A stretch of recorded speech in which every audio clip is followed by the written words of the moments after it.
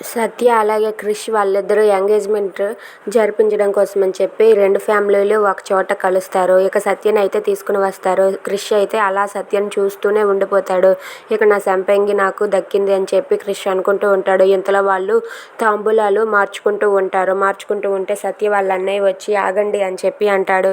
ఏంటి అని చెప్పి వాళ్ళందరూ సత్య వాళ్ళ అన్నయ్య వైపు చూస్తూ ఉంటే ఈ పెళ్లి జరగాలంటే నాదొక కండిషన్ అని చెప్పి అంటాడు.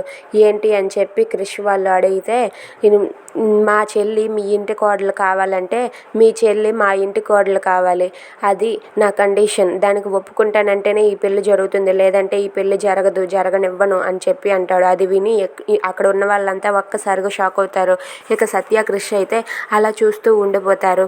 ఏంటి ఏం మాట్లాడుతున్నావు అంటే అవును, ఆ ఇంటి పిల్ల ఈ ఇంటి కోడలుగా వస్తేనే ఈ ఇంటి పిల్ల ఆ ఇంటి కోడలుగా వెళ్తుంది అని చెప్పి అంటూ ఉంటాడు. అది విని వాళ్ళ నాన్న అయితే ఏం చేయాలో తెలియక అలా మౌనంగా చూస్తూ ఉండిపోతాడు. If you like this video, please like, share and subscribe. Thanks for watching.